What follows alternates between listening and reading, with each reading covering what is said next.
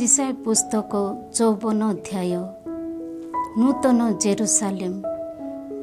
केबे हे प्रसव करि नथिबा हे बंध्या गान कर, जे प्रसव वेदना अनुभव करि नाही से ही हे तुमे आह्लाद पूर्वक उच्च स्वरे गान कर। कारण प्रभु कहती एकाकिनीर संतान माने विवाहिता नारीर पुत्र मानक अपेक्षा अधिक हेबे। तुम तंबूर स्थान विस्तार कर, ताहार जवनिका सकल विस्तृत कर। रोजु गुड़िक ढिला करी यथासाध्य सुदीर्घ कर ओ किला सबुकु दृढ़ीभूत कर। कारण दक्षिण तथा बाम दिगकु तुमे व्यापी जीव। तुम वंशधर माने राज्य सकल अधिकार करिवे ओ विजन नगरी समूह को जनपूर्ण करिवे। प्रभुଙ୍କ स्नेह। भय कातर हुओ नाही, कारण तुमे लज्जित हेबो नाही। विभ्रांत हुओ नाही, कारण तुमे अपमानित हेबो नाही। तुम यौवन कालर अपमान तुमे विस्मृत हेबो ओ वैधव्यर अपमान तुमे कदापि स्मरण करिबो नाही। तुमर स्रष्टा ही तुमर पति, से सेनाधीश प्रभु नाम रे नामित। इस्राएल से ही पवित्रतम ही तुमर मुक्तिदाता। समग्र पृथ्वीर ईश्वर नाम रे से अभिहित। तुम ईश्वर कहती जे परित्यक्ता तथा दुखमग्न ओ जे यौवन काल रे उपेक्षिता, से ही पत्नी रूपे प्रभु तुमको डाकी अछंती। मुहूर्तक पाई मु तुमको उपेक्षा कली, किंतु महाकरुणारे मु तुमको पुनराय आह्वान करिबी। अत्यधिक कोपरे निमिषक पाई मोर मुख मु तुमठारु लुचाइली, किंतु प्रभु मु तुमर उद्धारकर्ता कहती शाश्वत स्नेहरे मु तुम प्रति करुणा प्रदर्शन करिबी। मो पाई एही समय नहंक समय सदृश्य हेबो। जल पृथ्वी को आउ केबे निमग्न करिबो नाही। एहीपरि मु जेउ भावे तांको समय रे शपथ करिथिली, सेही भଳି मु शपथ करिअछि जे मु पुनराय तुम प्रति कुपित हेबी नाही, किंबा तुमको भर्सना करिबी नाही। जे तुमको करुणा करती सेही प्रभु कहती पर्वत समूह घुंची जाई पारे ओ पहाड़ सबु अपसारित होई पारे, किंतु मोर निरंतर स्नेह तुमठारु विच्युत हेबो नाही ओ मोर शांति व्यवस्था विधान अपसारित हेबो नाही। नूतन जेरुसालेम। हे दुखिनी, हे बतास द्वारा विचलिता तथा आश्वास विहीना, नीलकांत मणिरे तुम भित्ति मूल को स्थापन करी पद्मराग मणि सबुरे मु तुमको निर्माण करिबी। तुम चूढ़ा सकल को जसव मणि, तुम द्वारा सबको पद्म राग मणि वो तुम प्राचीर को बहुमूल्य रत्न रे मु निर्माण करिबी। तुम पुत्र माने प्रभुंक ठारे शिक्षा प्राप्त हेबे ओ तुम संतान माने महान ऐश्वर्य लाभ करिबे। तुमे नीति निष्ठारे स्थापित हेबो। तुमे अत्याचार दूरेई होई वास करिबो ओ तुमे भीत किंबा आतंकित हेबो नाही, कारण ताहा तुमर सन्निकट हेबो नाही। केही जदि तुमको आक्रमण करे ताहा मो द्वारा संगठित होई नथिबो। जे तुमको आक्रमण करे से तुम जोगु निपतित हेबो। अंगार उपरे फुत्कार करी जे अस्त्र शस्त्र निर्माण करे सेही कुमार को मु सृजन कली। विनाश करिबा पाई विनाश को मध्य मु सृष्टि कली। तुम्हानक प्रति उपद्रव करिबा पाई जे अस्त्र शस्त्र निमित्त ताहा सफल हेबो नाही। तुम विरुद्ध रे राय देइथिबा समस्त जिहा को तुमे खंडन करिबो। प्रभु कहती जे प्रभु दास मानकर पैतृक अंश तथा सेमानक उद्देश्य रे मो पक्षरु सेमाने पक्ष समर्थन। एहा 55 अध्याय। जीवनर उत्स। हे तृषातर गण, जल निकट को आस। जे अर्थहीन से आसी क्रय तथा ଭୋଜନ କରୁ। ଆସି ବିନା ଅର୍ଥରେ ତଥା ବିନା ମୂଲ୍ୟରେ ଦ୍ରାକ୍ଷାରସ ତଥା ଦୁଗ୍ଧ କ୍ରୟ କର। ଯେଉଁ ରୁଟି ଭୋଜନ ଯୋଗ୍ୟ ନୁହେଁ ସେଥିପାଇଁ ତୁମେ କାହିଁକି ଅର୍ଥ ବ୍ୟୟ କରିବ? ଯାହା ତୁମକୁ ତୃପ୍ତ ପ୍ରଦାନ କରେ ନାହିଁ ସେଥିପାଇଁ ତୁମେମାନେ କାହିଁକି ପରିଶ୍ରମ କରିବ? ମନୋଯୋଗ ପୂର୍ବକ ମୋର ବାକ୍ୟ ଶୁଣି ଉତ୍ତମ ଖାଦ୍ୟ ଆହାର କର ଓ ବିଶିଷ୍ଟ ଭୋଜ୍ୟ ଭକ୍ଷଣ କରି ସନ୍ତୁଷ୍ଟ ହୁଅ। ମୋର ସନ୍ନିକଟ ହୋଇ ଶୁଣ, ତୁମେମାନେ ଯେପରି ଜୀବିତ ହୋଇ ରୁହ ତନ୍ନିମନ୍ତେ ଶୁଣ। ତୁମମାନଙ୍କ ସହ ମୁଁ ଏକ ଶାଶ୍ୱତ ବ୍ୟବସ୍ଥା ବିଧାନ ସାଲିସ କରିବି। ଦାବିଦଙ୍କ ସହିତ ଯେଉଁପରି କରାଯାଇଥିଲା ସେହିପରି ମୁଁ ତୁମକୁ ନିରନ୍ତର ତଥା ସୁସ୍ଥିର ସ୍ନେହ ପ୍ରଦର୍ଶନ କରିବି। ଦେଖ, ଜନତାଙ୍କ ଉଦ୍ଦେଶ୍ୟରେ ଜଣେ ସାକ୍ଷୀ ନେତା ତଥା ଅଧିପତି ରୂପେ ମୁଁ ତାଙ୍କୁ ନିଯୁକ୍ତ ପ୍ରଦାନ କରିଅଛି। ଯେଉଁମାନେ ତୁମମାନଙ୍କ ପ୍ରତି ଅପରିଚିତ ସେହି ଜାତିଗଣକୁ ଡାକି ତୁମେ ଏକତ୍ରିତ କରିବ ଓ ଯେଉଁ ଜନତା ତୁମମାନଙ୍କ ପ୍ରତି ଅପରିଚିତ ସେମାନେ ତୁମ ନିକଟକୁ ଧାଇଁ ଆସିବେ।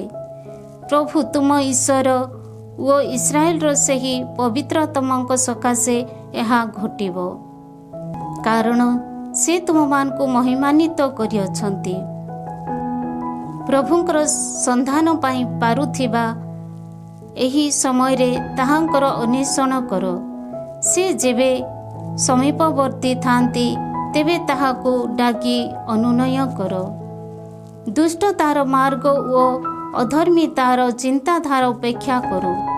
ପ୍ରଭୁ ଯେପରି କରୁଣା ପ୍ରଦର୍ଶନ କରନ୍ତି ସେଥିପାଇଁ ସେ ତାହାଙ୍କ ସମୀପକୁ ଫେରି ଆସୁ। ଆମ ଈଶ୍ୱରଙ୍କ ନିକଟକୁ ସେ ଫେରି ଆସୁ, କାରଣ ସେ ଉଦ୍ଧାର ଭାବେ କ୍ଷମା ଦେବେ। ପ୍ରଭୁ କହନ୍ତି, ମୋର ଚିନ୍ତାଧାରା ତୁମମାନଙ୍କ ଚିନ୍ତାଧାରା ସଦୃଶ୍ୟ ନୁହଁ, ସେହିପରି ତୁମମାନଙ୍କ ମାର୍ଗ ମୋର ମାର୍ଗ ସଦୃଶ୍ୟ ନୁହଁ। ପୃଥିବୀ ତୁଳନାରେ ଆକାଶମଣ୍ଡଳ ଯେପରି ଉଚ୍ଚତର ସେହିପରି ମୋର ମାର୍ଗ ସକଳ ତୁମମାନଙ୍କର ମାର୍ଗ ସକଳ ଅପେକ୍ଷା ଓ ମୋର ଚିନ୍ତାଧାରା ତୁମମାନଙ୍କର ଚିନ୍ତା ଗତି ଅପେକ୍ଷା ଅଧିକ ଉନ୍ନତ।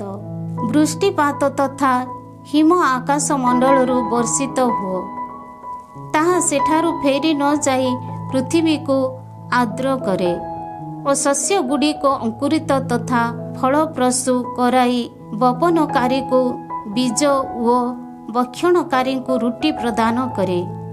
ମୋର ମୁଖ ନିଃସୃତ ବଚନ ମଧ୍ୟ ସେହିପରି।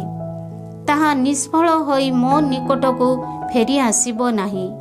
ତାହା ମୋର ଅଭୀଷ୍ଟ ସମ୍ପାଦନ କରିବ ଓ ଯେଉଁ ଉଦ୍ଦେଶ୍ୟ ପାଇଁ ମୁଁ ତାହାକୁ ପଠାଏ ତାହାକୁ କୃତାର୍ଥ କରିବ। ଆନନ୍ଦିତ ହୋଇ ତୁମେମାନେ ପ୍ରସ୍ଥାନ କରିବ ଓ ଶାନ୍ତିରେ ଆନୀତ ହେବ। ପର୍ବତ ତଥା ପାହାଡ଼ ଗୁଡ଼ିକ ତୁମମାନଙ୍କ ସମ୍ମୁଖରେ ହର୍ଷଗାନ କରିବେ ଓ କ୍ଷେତର ସମସ୍ତ ବୃକ୍ଷ କରତାଳି ଦେବେ। କଣ୍ଟକ ବୁଦା ପରିବର୍ତ୍ତେ ସାଇପ୍ରସ୍ ବୃକ୍ଷ ଓ କାନକଳି ପରିବର୍ତ୍ତେ ମେଦି ଗଛ ଅଙ୍କୁରିତ ହେବ। ତାହା ପ୍ରଭୁଙ୍କ ଉଦ୍ଦେଶ୍ୟରେ ଏକ ସ୍ମାରକୀ ସ୍ୱରୂପ ଦଣ୍ଡାୟମାନ ହେବ। କେବେ ହେ ଉଚ୍ଛେଦିତ ହେଉନଥିବା ଏକ ଶାଶ୍ୱତ ସ୍ମାରକୀ ତାହା ହେବ। 56 ଅଧ୍ୟାୟ। ସାର୍ବଜନୀନ ପରିତ୍ରାଣ। ପ୍ରଭୁ ଏହା କହନ୍ତି, ନୀତିନିଷ୍ଠା ପାଳନ କର ଓ ଧର୍ମ ଅବଲମ୍ବନ କର, କାରଣ ମୁଁ ମୁକ୍ତି ପ୍ରଦାନ କରିବି ଓ ମୋ ଦ୍ୱାରା ପ୍ରଦତ୍ତ ଉଦ୍ଧାର ପ୍ରକାଶିତ ହେବ। ଯିଏ ଏହା ସାଧନ କରେ, ଯେଉଁ ମନୁଷ୍ୟ ପୁତ୍ର ଏହାକୁ ଦୃଢ଼ ଧାରଣ କରେ, ସାବତକୁ ଅପବିତ୍ର ନ କରି ଯିଏ ତାହା ପାଳନ କରେ ଓ ଯାହାର ହସ୍ତ ଅନିଷ୍ଟ କର୍ମରୁ ମୁକ୍ତ ରହେ, ସେ ଧନ୍ୟ।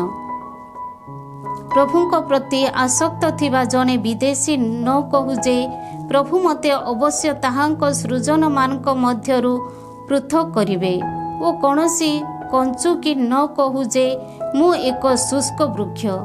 ପ୍ରଭୁ କହନ୍ତି, ଯେଉଁ କଞ୍ଚୁକି ମୋର ସାବତ ପାଳନ କରିବ, ମୋ ପାଇଁ ପ୍ରୀତିକର କାର୍ଯ୍ୟ ମନୋନୀତ କରିବ ଓ ମୋର ବ୍ୟବସ୍ଥା ବିଧାନ ପ୍ରତି ବିଶ୍ୱସ୍ତ ରହିବ, ତାହାକୁ ମୋର ଗୃହ ତଥା ପ୍ରାଚୀର ମଧ୍ୟରେ पुत्र तथा कन्यामानक अपेक्षा एक श्रेष्ठतर स्मारकी तथा नाम मु प्रदान करिबि। केबे ही उच्छेदित हेउनथिबा एक शाश्वत नाम मु सेमानकु प्रदान करिबि। मोर परिचर्या करिबा, प्रभुंकर नाम को स्नेह करिबा, ताहांकर दास हेबा, साबत को अपवित्र न करी ताहा पालन करिबा व मोर व्यवस्था विधान प्रति विश्वस्तता प्रदर्शन करिबा उद्देश्य जेउ विदेशी माने प्रभु को अनुरक्त होई रहिबे, सेही मान को मोर पवित्र पर्वत को मु घेनी जीवी। मोर प्रार्थना गृह रे मु सेमान को आनंदित करिबी। सेमान को होम बलि तथा अन्यान्य नैवेद्य मोर बलिपीठ उपरे ग्रहणीय हेबो, कारण मोर गृह समस्त जनता पाई उद्दिष्ट एक प्रार्थनालय नाम रे अभिहित हेबो। इस्राएल रु विताड़ित लोक मान को जी एकत्रित करती सेही प्रभु ईश्वर यह कहती, जो माने ए पर्यंत एकत्रित होइछंती सेमानक व्यतीत आहुरी अन्य लोकों को मध्य मु समवेत करिबी। नेता मानक अयोग्यता। खेतरे हे पशु माने, वनवासी हे जंतुगण आसी आहार कर। तार प्रहरी माने अंध, सेमाने समस्ते किछि जाणु नाहांती। सेमाने मूक स्वान, सेमाने भूकी पारु नाहांती। पड़ी रही सेमाने स्वप्न देखंती और निद्रा जीवा पाई सुख पांती। सेमाने बुक्षुक स्वान ओ केबे हे परितृप्त हुअंती नाही। मेष पालक माने मध्य किछि जानती नाही। स्वार्थ सकाशे सेमाने प्रत्येक सेमानक पथरे विचरण करती। सेमाने कहती, आस आम्भे माने द्राक्षा रस घेनी आसीबा, मादक द्रव्य रे आमे माताल हेबा। आसंता काली मध्य आजिर सदृश्य हेबो किंबा ताहा अपेक्षा श्रेष्ठतर हेबो। 57 अध्याय। नीतिनिष्ठ व्यक्ति विनाश हुए, से संबोधरे केही केबे कौनसी जोर दिए नहीं। नीतिनिष्ठ व्यक्ति उच्छेदित हुए, वो केही केबे ताहा प्रति मनोयोगी हुए नहीं। नीतिनिष्ठ व्यक्ति विनाश कबलरू अपसारित हुए, से शांति रे प्रवेश करे। जे न्यायपरायणता अवलंबन करे, से तार शଯ୍ୟାରେ विश्राम नेब। हे कुहुकी संतान माने, बेविचार तथा गणिकार हे वंशधर गण सन्निकट हुओ। तुमे माने काहा को उपहास करुअछ, काहा विरुद्ध रे मुख खोली तुमे माने तुममान को जिहाद बाहर करुअछ। तुमे माने कोण अपराधर संतान ओ प्रवंचनार वंशधर नुह। तुमे माने ओक वृक्ष तथा प्रत्येक सबुज गछ मूलरे कामाग्नि रे जलुअछ। तुमे माने उपत्यका तथा शैल फाटरे शिशु मान को निधन करुअछ। उपत्यकास्थ मसृण पथर सकल मध्यरे तुम अधिकारांश थाए। से समस्त तुममानक अंश हेबो। से समस्त प्रति तुमे माने पानीय बलि ढाली देइअछ ओ शस्य बलि नहीं आसीअछ। एपरि कार्य जोगु मु कोण शांत होई रहिबी। उच्चतर तथा समुन्नत पर्वत उपरे तुमे तुम शଯ୍ୟା प्रस्तुत करुअछ। नैवेद्य उत्सर्ग करिबा पाई तुमे सेठाकू यात्रा करिअछ। द्वार तथा चौकाठर पश्चात भागरे तुमे संकेत सकल स्थापन करिअछ। मते परित्याग करिअछ ओ शଯ୍ୟା अनाच्छादित करी विस्तृत शଯ୍ୟା प्रस्तुत करी तुमे माने सेथिरे शयन करिअछ। जो मानक शଯ୍ୟା पाई तुमे माने प्रेमासक्त, सेमानक सह तुमे दर कषाकषि करिअछ। तुमे सेमानक उलग्नता देखिअछ। संगरे तैल नहीं तुमे मालेक निकट को यात्रा करिअछ ओ बहुविध सुगंध द्रव्य घेनी जाइअछ। तुमे माने दूर स्थान को दूतमान को पठाइअछ ओ पाताल को मध्य सेमान को पठाइअछ। सुदीर्घ पथ देई ताहा करी तुमे क्लांत हेलो। तथापि तुमे कहिनाह जे आशा पोषण सबु क्षेत्र रे व्यर्थ। तुम्हें माने पुनराय शक्ति प्राप्त हेल, तेणु तुम्हें आउ क्लांत हेबो नाही। कहा प्रति भयचकित तथा भीत होई तुम्हें माने मिथ्या कहिअछ? काहींकि तुम्हें मते स्मरण कल नाही किंबा मो संबंधरे चिंता कल नाही? दीर्घ काल व्यापी मु नीरव रहिली, कौन सेथि जोगु तुम्हें मते भय भक्ति प्रदर्शन करुनाह? मु तुम प्रति नीति निष्ठा तथा कार्य प्रकाश करिबी, किंतु से समस्त तुम प्रति प्रयोजनीय हेब नाही। तुम क्रंदन शुणी तुम द्वारा संचित पितुला सबु तुमको रक्षा करंतु।